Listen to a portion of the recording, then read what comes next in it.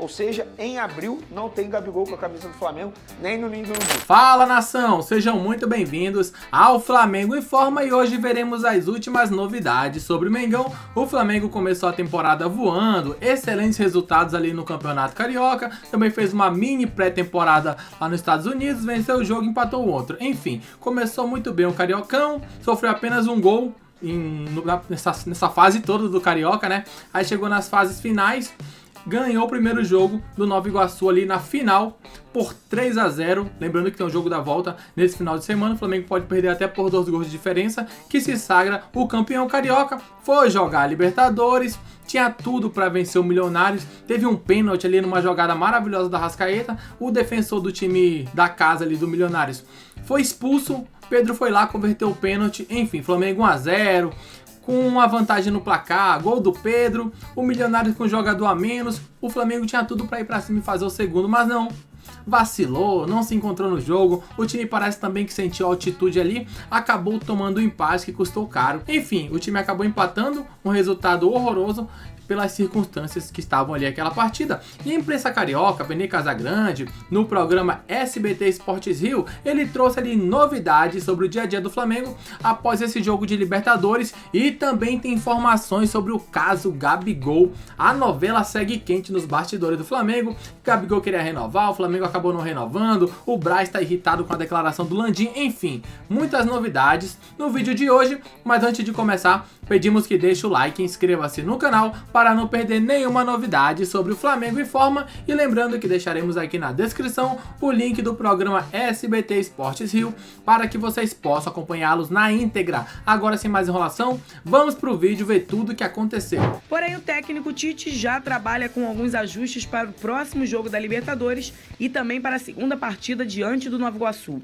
E a bola, ela tem disso. Daqui a pouco, num erro ou numa jogada individual do jogador que acabou com força, com ímpeto, teve a possibilidade.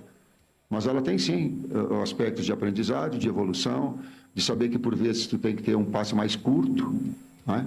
Para que tu mantenha uma posse de bola como calibrar melhor essa situação, e que são processos da equipe de evolução também. O time se apresenta nesta quinta-feira para iniciar a preparação para o Carioca. A tendência é que o treinador escale a mesma equipe que já tem sido a titular do rubro-negro, com Léo Pereira, Ayrton Lucas, De La Cruz e Luiz Araújo em campo. Por enquanto, a dúvida deve ser por conta de Varela, que deixou o gramado machucado. O Flamengo quer manter a defesa sólida, que acabou sofrendo um gol no jogo pela Libertadores. O goleiro Rossi havia ficado 1.134 minutos sem tomar gol e, sob o comando de Tite, ainda não havia sido vazado em jogos oficiais. Agora o time terá uma sequência de jogos já contando a final do Carioca, mais uma partida de Libertadores e Brasileirão para tentar continuar e provar que esse ano quer brigar por títulos. Muito bem, Vene. E aí, agora o Flamengo... O Flamengo vem... Olha ele aí, ó. Mirando mesmo o Campeonato Carioca. Gente, eu tenho essa figurinha, eu adoro essa figurinha. Vem mirando o Campeonato Carioca, um título aí que a diretoria está ansiosa, porque... Pra quem não entendeu, né, pra quem ainda não sabe, ela é torcedora do Botafogo e aquele cachorrinho ali seria uma representação do John Textor, que ali é o dono da SAF do Botafogo. É só um contexto para vocês entenderem a piada dele, né? A piada interna. A temporada passada foi uma temporada melancólica para o Flamengo, vergonhosa, e vai voltar a gritar é campeão. Eu não acredito no Nova Iguaçu revertendo o placar. Discordo de quem diz que o Flamengo deveria priorizar a final do Campeonato Carioca. Acho que não. Acho que o Tite, a comissão técnica, a diretoria, quem tiver envolvido nessa escolha aí, era para ter priorizado o início da Libertadores. Estamos falando de uma competição extremamente importante e o Flamengo já tinha vencido por 3-0 no jogo de ida. Aí agora bota um time titular diante de um jogo que está praticamente vencido. Nem sei se os jogadores do Nova Iguaçu pensam em reverter o placar. É algo extremamente difícil para o Nova Iguaçu. Então o Flamengo no domingo tem o Nova Iguaçu, vai voltar a gritar é campeão, mas eu acho que o foco tem que ser o início da Libertadores. Você, ô Pedrosa, mas olha como a situação é delicada, né? Porque a gente sabe a qualidade do Flamengo e o potencial em vencer o Nova Iguaçu, mas o Nova Iguaçu também não chegou na final porque comprou a vaga ali. Se você não dá uma atenção para aquele jogo, você se embanana. Só que também o Flamengo ficou entre uma final no meio dessa final, um jogo de altitude, de estreia na Libertadores. E que não performou bem. E nós trouxemos isso aqui ontem, todos os detalhes e nas nossas opiniões em relação ao que foi a altitude, o que foram escolhas do Tite, o que foram bons ou maus desempenhos dos jogadores. Mas é uma situação muito delicada, porque não dá também para desprezar um carioca, não porque você está preocupado naquele título, porque aquilo é uma panela de pressão.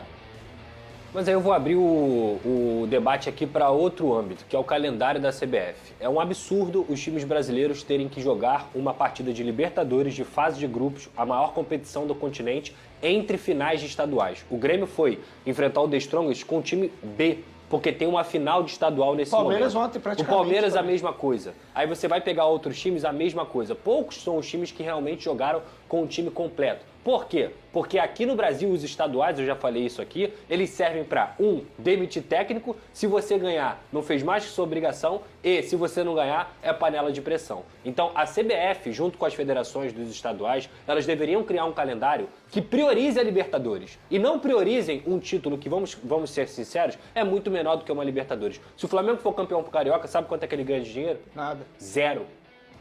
Se o Flamengo ficar fora da fase de grupos da Libertadores, quanto que ele perde de dinheiro? Prejuízo absurdo.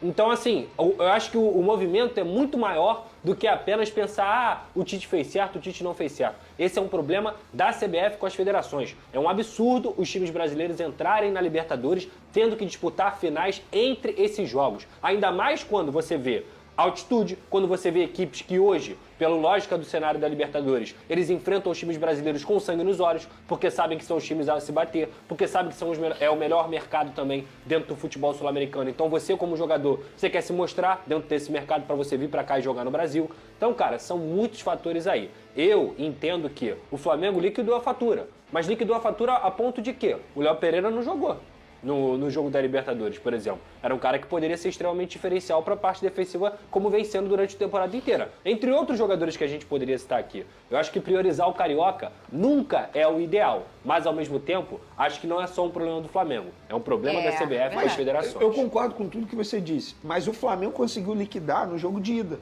Porque o cenário do Flamengo hoje é totalmente diferente do cenário do Grêmio, do Palmeiras. Sim. Então, o Flamengo ele poderia fazer o contrário que esses clubes fizeram. Concordo. Poderia, mas eu concordo com você que o debate tem que ser esse. Vamos dizer, Vene, que fosse o Vasco na final. O Flamengo poderia fazer isso? Não, mas aí é diferente. Tudo depende do jogo de ida. Mas o que eu digo é, o calendário, se você pega um time Não, forte... eu concordo. O calendário te atrapalha. O calendário é péssimo. O calendário te atrapalha. Embora os dirigentes tenham assinado esse calendário, né? Não é só da CBF. O Thor era ele mesmo? O Thor era... Era? Era ele. Era ele. Vamos lá, Era agora ele. uma notícia... Eu posso só falar rápido do Gabigol? Rápido. Rapidinho, pode Porque falar. os advogados do Gabigol entraram com efeito suspensivo, só que a resposta desse efeito suspensivo não vai sair antes de 3 semanas. Vai ser entre 3 e 4 semanas. Ou seja, em abril não tem Gabigol com a camisa do Flamengo, nem no Ninho do Urubu. Muito bem, tá aí a notícia de Vene Casagrande. Essa é a notícia, né? Então, assim, o Gabigol aí não tem previsão de volta. Pelo menos nesse mês aqui de abril, esqueçam, não terá Gabigol de volta ao Flamengo. Assim, o que a gente sabe é que essa situação do Gabriel no Flamengo é bem complicada, né? Já estava difícil antes, a diretoria já não queria renovar com o Gabriel, porque ele queria aumento de salário, queria um contrato de 3, 4 anos. Sem condições, o Gabriel não vem sendo nem muito utilizado desde quando o Tite chegou. Já não vinha sendo, porque o Pedro tinha ganhado a titularidade, né? Então tá bem complicada essa situação dele no Flamengo. É um grande ídolo, é um cara que marcou uma geração aí, né? Trouxe 2 Libertadores pra gente, mas hoje, ao que tudo indica, ele é a segunda opção do Tite.